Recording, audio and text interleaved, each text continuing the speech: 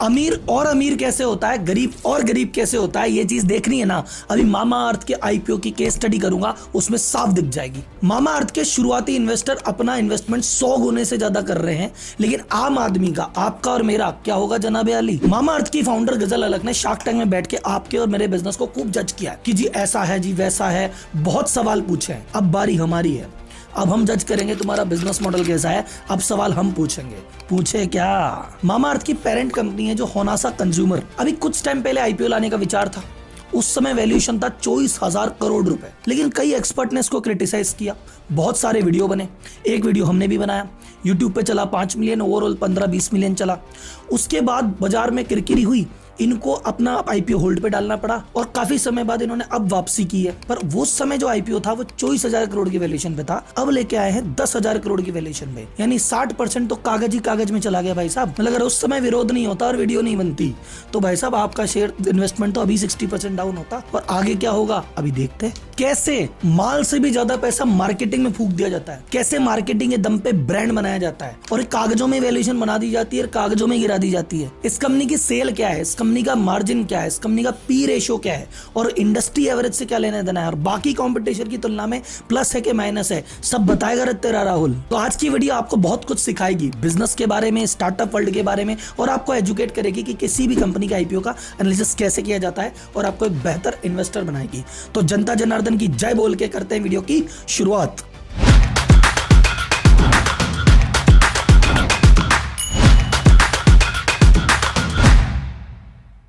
अभी सबसे पहले बात करते हैं बाजार में सीन क्या चल रहा है। अभी सीन ये है, मामा अर्थ की जो पेरेंट कंपनी है होनासा कंज्यूमर, वो अपना आईपीओ लेके आ रही है। 1700 करोड़ रुपए बाजार से उठाने वाली है 10,000 करोड़ की वैल्यूएशन पे। ये जो प्राइस बैंड रखा है इन्होंने 308 रुपए से लेके 324 रुपए रखा है। ये 31 अक्टूबर को खुलेगा और 2 नवंबर को बंद हो जाएगा। अब सवाल ये है कि इस कंपनी में इन्वेस्ट करना है या नहीं करना है।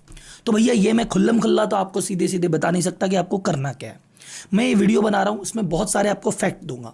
इस पूरे फैक्ट को फाइनल कंक्लूजन मत मानना, इसको बेस बनाना और अपनी स्वयं की रिसर्च करना। 4-5 जगह और देखना, पढ़ना, सुनना, अपनी रिसर्च करना, फिर अपना डिसीजन स्वयं ले लेना। ये हो गया डिस्क्लेमर। इनका जो डीआरएचपी इन्होंने सेबी फाइल किया वो है 404 पेज का। अब एक एक पेज का एनालिसिस तो आपको मैं क्या बताऊं, मुख्य मुख्य बातें आपको मैं बता दूंगा जिससे आपको डिसीजन लेने में आसानी हो जाएगी। बहुत जीरो से बात चालू करते हैं। भैया हम आईपीओ में पैसे क्यों लगाते हैं? हम आईपीओ में पैसे इसलिए लगाते हैं क्योंकि हर व्यक्ति धंधा कर नहीं सकता। तो वो कहता है कोई ऐसी कंपनी जो बिजनेस कर रही हो और जिसका भविष्य उत्तम हो, जो आगे बढ़ रही हो, उसमें हम 2 पैसे लगा दें ताकि उसकी ग्रोथ के साथ साथ हमारा पैसा भी बढ़ जाए।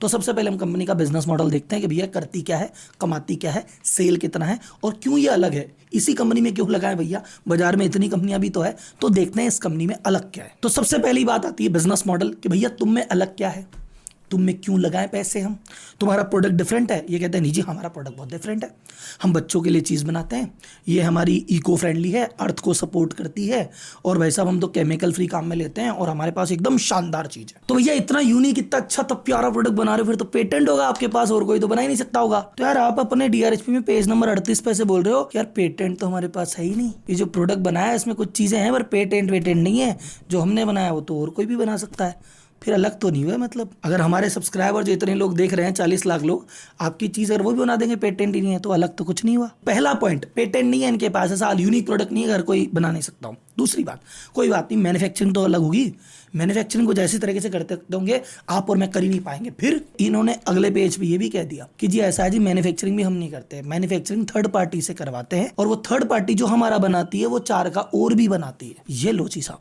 यानी जो हमारे सब्सक्राइबर इस समय देख रहे हैं, अगर वो उस वेंडर को जाके पकड़ ले, कहते जी ऐसा है जो मटेरियल इनको बना के दे रहे हो मामा अर्थ के नाम पे, पापा अर्थ के नाम पे हमको बना दो, तो भाई साहब एकदम डिट्टो कंपनी खुल सकती है दोबारा। प्रोडक्ट हमारा यूनिक नहीं है, मैन्युफैक्चरिंग हम खुद नहीं करते, ठीक है।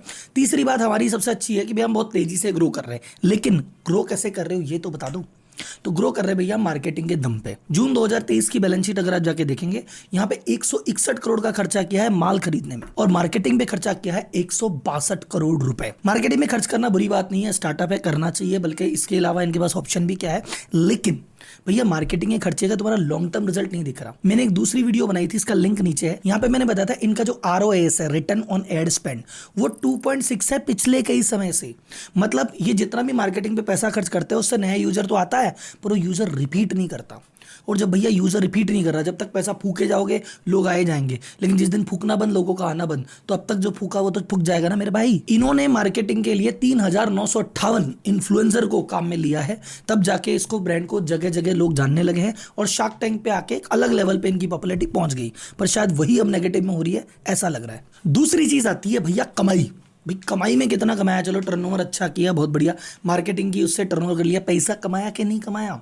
तो इनके पिछले 3 साल के प्रॉफिट लॉस बता देते हैं। मार्च 2021 का इनका जो लॉस था वो है 1331 करोड़ का लॉस। अब ये लॉस क्यों आया, इसका एक टेक्निकल रीजन है, कुछ एनसीसीबी शेयर का इशू है, मतलब वो बिजनेस ऑपरेशंस का नहीं है, एक्सेप्शनल आइटम है, तो वो मैं आपको भी डिटेल में नहीं बताता। अगले साल मार्च 2022 में जब इनका आईपीओ की प्लानिंग चल रही थी, ये लेके आया 14 करोड़ का प्रॉफिट कि देखो जी हमने प्रॉफिट तो कमा लिया। लेकिन जब आईपीओ की बात चली गई तो अगले साल भैया फिर 151 करोड़ का लॉस हो गया। अब ये भी एक्सेप्शनल आइटम बोलते हैं। 151 करोड़ का लॉस इसलिए हो गया कि हमने एक कंपनी खरीदी थी, उस कंपनी जस्ट फॉर किड्स करके कंपनी थी, उसकी जो हमने गुडविल खरीदी थी वो कंपनी बंद करनी पड़ रही है, तो उसकी गुडविल हम राइट ऑफ कर रहे हैं। यानी जब हम किसी कंपनी को खरीदते हैं, जैसे मैंने एक कंपनी जिसकी असेट मात्र 100 रुपए है, लेकिन मैंने उसको 300 करोड़ में खरीदा, तो किस बात के 200 करोड़ एक्स्ट्रा दिए, बोले गुडविल के दिए। ये कब काम आएगी, आगे, अगर ये कंपनी चली तो। पर अगर आगे जाके कंपनी बंद हो गई तो 100 के बेच के तो 100 ले लूंगा, लेकिन 200 तो गए। ऐसे ही उन्होंने एक कंपनी खरीदी थी जस्ट फॉर किड, उसमें 136 करोड़ रुपए गुडविल के पे दिए थे, अब वो कंपनी बंद हो गई तो वो इनको राइट ऑफ करना पड़ा, इस चक्कर में लॉस आ गया। उसके बाद अभी फिर आईपीओ लाना है, तो इस क्वार्टर का जो प्रॉफिट बताया है वो 24 करोड़ रुपए बताया। तो इनके अकॉर्डिंग भैया इस क्वार्टर का प्रॉफिट अगर 24 करोड़ है तो भैया साल भर में तो हम 96 करोड़ कमा लेंगे, लेकिन वो तो वक्त बताएगा। तो अगर मैं कंक्लूजन में बोलूं तो एक अपन ये नहीं कह सकती कि कंसिस्टेंट प्रॉफिटेबल कंपनी है जो हर साल या तो इसका लॉस कम होता दिखे या प्रॉफिट बढ़ता दिखे, तो हम कहें भैया कंसिस्टेंसी है। यहाँ तो एक साल लॉस है, फिर प्रॉफिट है, फिर लॉस है, फिर प्रॉफिट है, तो कंसिस्टेंसी अभी तक देखने को नहीं मिली है, आगे का पता नहीं है। एक बात में कहते हैं भैया हमारा जीपी बहुत बढ़िया है, हमारा बाजार में प्रीमियम प्राइसिंग पे हम काम करते हैं, हमारा जो ग्रॉस प्रॉफिट है वो बहुत बढ़िया है। और वास्तव में अगर हम देखेंगे इस पेज पे, ये जो एडिटर साहब आपको दिखा रहे हैं, तो यहाँ पे इन्होंने कंपटीशन एनालिसिस करके बताया हमारा जो जीपी है वो है भैया 70%। यानी हम 100 रुपए की कोई चीज बेचते हैं तो चीज जो हमने घर में बनाई है वो हमारे 30 रुपए की पड़ी है, 70 रुपए शुद्ध मुनाफा है। एचयूएल से कंपेयर करें तो उनका जीपी मात्र 47% है, कोलगेट पाल्मोलिव से करें तो उनका 65% है। तो जीपी के मामले में भैया सबसे ज्यादा जीपी हम कमा रहे हैं, मतलब हमारी प्राइसिंग अच्छी है और हमें एक प्रीमियम प्राइसिंग ग्राहक दे रहा है। ये बात इनके लिए पॉजिटिव में जाती है कि हाँ यार बात तो सही है। लेकिन हम कहते हैं भैया जीपी में क्या पड़ा है, मुनाफा किधर है, इबिड्डा की बात करो, अर्निंग बिफोर इंटरेस्ट टैक्सेशन की बात करो, वहां पे कितना, यहाँ तो 70% हो ना तुम, लेकिन अभी तुमने मार्केटिंग का खर्चा तो काटा ही नहीं, बाकी सैलरी रेंट तो काटा ही नहीं, उसका बताओ क्या सीन है। तो वो काटने के भाई साहब इनका क्या आता है बिड्डा, पता है, गैस मारो, इनका बिड्डा कितना रहा पता है, 1.5%। और ये कह रहे हैं ना एचयूएल तो भैया देखो 47% ही जीपी, हमारा तो 70 है, उसका बिड्डा पता है कितना है, उसका बिड्डा है 23%। कोलगेट पाल्मोलिव का 29.60 यानी लगभग 30% बिड्डा लेके बैठा है। तो कहाँ 30%, कहाँ 26%, कहाँ 1.5%। तुमने मार्केटिंग करके माहौल बना के पैसा बढ़ा लिया इसलिए जीपी अच्छा है, लेकिन घर क्या लेके गए, 1.5 रुपया। यही सवाल नहीं पूछते थे आपका जीपी क्या है, आपका एडिबिटा क्या है। कोई बेचारा पार्टिसिपेंट कह देता था 20%, बस 20, ये तो थोड़ा ज्यादा होना चाहिए। अब बात आती है वैल्यूएशन की कि भैया पैसा कितना मांग रहे हो। इन्होंने कुछ समय पहले क्या मांगा, भाई 3 बिलियन दे दो, क्यों, बोले बस दे दो, ऐसे दे दो, क्यों दे दो भाई। 24,000 करोड़ रुपए की वैल्यूएशन मांग ली। अब जब क्रिटिसाइजेशन हुआ तो एकदम से वैल्यूएशन 10,000 करोड़ की, तो पहला सवाल तो होना चाहिए भैया 14,000 करोड़ कहाँ गए, कागज में आए, कागज में चले गए, ये क्या किया। कोई बात नहीं, चलो अच्छा भगवान ने सद्बुद्धि दे दी, 14,000 करोड़ आपने कम किए, अभी 10,000 करोड़ का तो सबूत दो, 10,000 करोड़ कहां से आए। क्योंकि तुम्हारे पास जो असेट है टोटल वो तो 1,048 करोड़ रुपए की है, वैल्यूएशन मांग रहे हो 10,414 करोड़, असेट तो है 1,048 करोड़ की, और उसमें 200 करोड़ रुपए कौन सी असेट है बताऊं, एडिटर साहब दिखाना है एक बार। वो असेट है 52 करोड़ रुपए गुडविल के, 103 करोड़ अदर टेंजिबल असेट जिसमें भी ब्रांड ही है, और 57 करोड़ राइट टू यूज। अब अपन ने अभी देखा, थोड़ी देर पहले मैंने आपको बताया कि अगर किसी कंपनी की हम गुडविल खरीदते हैं और वो कंपनी लंबे समय तक चलती है तो गुडविल काम देती है। अगर वो कंपनी बंद हो गई या उसके नुकसान हो गया तो उसकी गुडविल की वैल्यू 0 है। तो 1,000 करोड़ की एसेट दिखने की है, पर ये हार्ड कैश नहीं है कि एसेट लेके चल रही है। 200 करोड़ इसमें हवा में है, मैं नहीं कह रहा कि इसकी कोई वैल्यू नहीं है। कंपनी चलेगी तो इसकी वैल्यू 200 है, कंपनी नहीं चली तो ये 200 रिकवरी नहीं है, रिकवरी सिर्फ 800 की हो सकती है। और वैल्यूएशन कितनी मांगी, 10,000 करोड़। पी रेशियो से कैलकुलेट करते हैं वैल्यूएशन सस्ती है कि महंगी है। देखो मैं पी रेशियो में यहाँ पे लेके थोड़ा सा नर्वस हो जाता हूँ कि यार पी रेशियो क्या होता है, प्राइस टू अर्निंग रेशियो। वो तो उनका निकलता है जिनकी अर्निंग होती है, इधर तो अर्निंग ही नहीं है भाई साहब। फिर भी अगर निकालने पे आते हैं तो चलो पी रेशियो एक बार निकाल लेते हैं। अर्निंग पर शेयर देखते हैं पहले। तो इनकी अर्निंग पर शेयर क्या थी, पिछले साल से चालू करते हैं। 2021 में अर्निंग थी 98.35 रुपए पर शेयर माइनस में। फिर अगले साल जब 14 करोड़ का प्रॉफिट दिखाया था तब थी 0.52 पर शेयर। उसके बाद फिर लॉस आ गया था तो 4.66 रुपए माइनस में। और अब की बार पिछले 3 महीनों में जो प्रॉफिट दिखाया है 24 करोड़, उसके बेसिस पे 0.83 पैसा। अगर मैं इनको बेस्ट पी मान लेता हूँ कि चलो यार वैसे तो एवरेज लेना चाहिए, लेकिन मैं कहता हूँ चलो ठीक है, आपने इन चारों में जो सबसे ऊपर है ना वो ले लेता हूँ। तो सबसे ऊपर आपका 0.83 पैसा है। मैं मानता हूँ आपने 3 महीने का निकाला, मैं मानता हूँ 12 महीने यही रहता है। आप मांग रहे हो 324 रुपए शेयर के, डिवाइड कर लो भाई साहब, कैलकुलेशन निकाल लो, आपका पी आता है 390। आप 390 का पी मांग रहे हो, पहले 1700 का मांग रहे थे, वो भी बहुत ज़्यादा था। तो 390 का मांग रहे हो तो कमी है। लेकिन एक बार सेक्टर का पी बताऊँ आपको, कोई गैस करेगा मुझे सेक्टर का पी कितना है?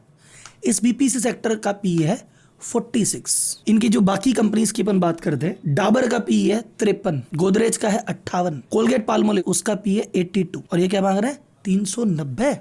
वाह वाह। कुल मिला के अभी तक आपको समझ में आ गया होगा कंपनी कितनी बढ़िया है या कितनी बुरी है और आपको अपना डिसीजन क्या लेना है। लेकिन जाते जाते एक और बात बता देता हूँ, और वो गेम चेंजर है। सबसे इंपॉर्टेंट बात ही वो है, ध्यान रखना। आपने एक अपनी बड़े मेहनत से सपनों से खड़ी करी और आपको पता है कि मेरी कंपनी बुलंदियों को छुएगी और टॉप जाएगी, और मेरी कंपनी का आज आईपीओ आ रहा है। तो आप आईपीओ वाले दिन अपने शेयर बेच के कहीं जाओगे क्या? अगर मुझे भरोसा है कि जिस कंपनी में मैं इन्वेस्टेड हूँ उसका आईपीओ आ रहा है 100 रुपये पे, 324 पे आईपीओ खुलेगा और फिर वो भाई साहब 600, 900, 1200, 1800 जाएगा, तो मैं मेरे शेयर बेच के कहीं जाऊँगा क्या? नहीं जाऊँगा ना। लेकिन इसमें क्या हो रहा है, ध्यान से सुनना। टोटल आईपीओ है 1700 करोड़ रुपए का, उसमें से 365 करोड़ फ्रेश इशू है, और जो बाकी 1335 करोड़ है वो है ओएफएस। ओएफएस मतलब ऑफर फॉर सेल। यानी इसके जितने भी मामाअर्थ के शुरुआती इन्वेस्टर थे, जिन्होंने शुरुआत में इन्वेस्ट किया था, वो कह रहे हैं कि भैया हमारा सामान बेचो, हमें पैसे दो, हम तो जा रहे हैं हमारे घर। यानी 100 रुपए अगर मामाअर्थ अभी रेस कर रही है, उसमें से 78 रुपए तो जो पुराना पैसा लिया था उसको चुकाने में जा रहे हैं, और 22 रुपए कंपनी की ग्रोथ में जा रहे हैं। आप क्या बोलते हैं, आपने कंपनी के शेयर में इन्वेस्ट किया कि मैं मेरे 1 लाख रुपए इन्वेस्ट कर रहा हूँ, मेहनत की कमाई, 1 लाख रुपए कंपनी अपनी ग्रोथ में लगाएगी और फिर आगे बढ़ेगी और मेरी वैल्यू बढ़ेगी। आपके 1 लाख में से सिर्फ 22,000 ही बिजनेस में जाएंगे, उसमें से भी मार्केटिंग में जाएंगे सारे, 78 तो चुकाने में ही चले जाएंगे। अब आप ध्यान से सुनना कौन कौन कितने पे शेयर अपलोड कर रहा है और कितना मोटा पैसा कमा के ले जा रहा है। पहला, स्नैपडील के जो मेन फाउंडर थे कुणाल वहल, उन्होंने इस कंपनी में इन्वेस्ट किया। एवरेज शेयर प्राइस पे जो इन्वेस्ट किया था वो था 3 रुपये 21 पैसे, और ये शेयर अगर खुलता है 324 पे तो वो अपने पैसे का 101 गुना करके ले जा रहे हैं। वो इस डील में टोटल 11,93,250 शेयर बेच रहे हैं। उनका जो शुद्ध प्रॉफिट होगा वो होगा 36 करोड़ 54 लाख। सेकंड, मैरिको लिमिटेड जो हर्ष मारीवाला जी की कंपनी है, जो पैराशूट और बाकी चीज बनाते हैं, उन्होंने, उनके जो बेटे हैं, उन्होंने इसमें इन्वेस्ट किया था एवरेज 6 रुपये 5 पैसे की वैल्यूएशन पे, और अगर वो 354 पे निकलते हैं तो वो 181 करोड़ रुपए होने वाला है। मैंने बताया था अमीर और अमीर हो रहा है। 181 करोड़ कौन अमीर हुआ? हर्ष मारीवाला, ऑलरेडी पैसे वाले उनके बेटे। फिर भाई साहब और कौन हुआ आपका? स्नैपडील, ऑलरेडी पैसे वाले। शिल्पा शेट्टी कुंद्रा 13,93,000 शेयर वो बेच रहे हैं, और नेट प्रॉफिट जो शिल्पा शेट्टी का होगा इस डील से 39 करोड़ रुपए का प्रॉफिट उनको होने वाला है। अच्छा, ये बड़े बड़े इन्वेस्टर तो निकल ही रहे हैं, मेन जो इन्वेस्टर फाउंडर है, फाउंडर क्या, चलो ठीक है इनको तो फ्री करना है, बाहर के आदमी है, तुम कहे जा रहे हो भाई साहब? जो फाउंडर है वरुण अलग जी 31 लाख 86 लाख शेयर ऑफलोड कर रहे हैं, और उनके लिए तो एक तरह से वर्चुअली फ्री है, क्योंकि उन्होंने तो मेहनत बनाई है, जीरो से बनाई है, उनके लिए तो फ्री है। तो उनका जो नेट 103 करोड़ रुपए आईपीओ वाले दिन वो घर लेके जाएंगे। गजल अलग जी 1 लाख शेयर अपलोड कर रही है, तो टोटल 3.25 करोड़ रुपए वो भी घर लेके जाएंगे। तो कुल मिला के जो 1335 करोड़ है तो पुराने इन्वेस्टर घर में बांट रहे हैं, अमीर और अमीर हो रहे हैं। और अब ये जो शेयर 365 का 1700 करोड़ आपके ऊपर आने वाला है। अब अगर कंपनी की वैल्यूएशन ऊपर जाती है तो अच्छी बात है, आप बहुत कमाएंगे, लेकिन नहीं कमाते तो फिर वो जो गरीब है, रिटेल इन्वेस्टर जो 10, 20, 25, 50 हज़ार रुपए के लॉट लगा रहा है, वो गरीब और गरीब होगा। स्टार्टअप इकोसिस्टम कैसे काम करता है, मैंने उस पर डिटेल वीडियो बना रखी है कि भैया एक आइडिया होता है, उस पर इनिशियल फंडिंग आती है, फिर उस फंडिंग एक इन्वेस्टर दूसरे को, दूसरा तीसरे को, तीसरा चौथे को, और जब लगता भी इन्वेस्टर खत्म हो गए तो जनता पर अपलोड करके चले जाते हैं। ये ऐसा पेटीएम में देखा गया, जोमेटो में देखा गया, नाइका में देखा गया, और अभी तक जितने भी स्टार्टअप, लॉस मेकिंग स्टार्टअप थे जिनके आईपीओज आए थे, इनमें से कई ऐसे हैं जिन्होंने अभी तक जो आईपीओ प्राइस था उसको भी टच नहीं किया। तो कहीं ऐसा ना हो कि ये भी उस कतार में चले जाए। लेकिन इसके साथ क्या होगा, कोई भी भविष्यवाणी तो नहीं कर सकता। जो बेसिक चीज़ें थी मैंने देखी। देखो, बिजनेस खरीदना है तो बिजनेस में जो चीज़ें देखी जाती है कोर में, वो मुझे इसमें खास नज़र नहीं आ रही। पर अगर आपको स्टोरी में बिलीव है कि हाँ यार कि उन्होंने ऐसे किया वैसे किया, ये है वो है, अगर आप कहानी में करना चाहते हैं, वैल्यूएशन के गेम में कहानी बेची जाती है। एक कहानी उनके पर्सपेक्टिव से आई कि हम ऐसे ऐसे कर रहे हो ये, और एक कहानी मेरे पर्सपेक्टिव से आई।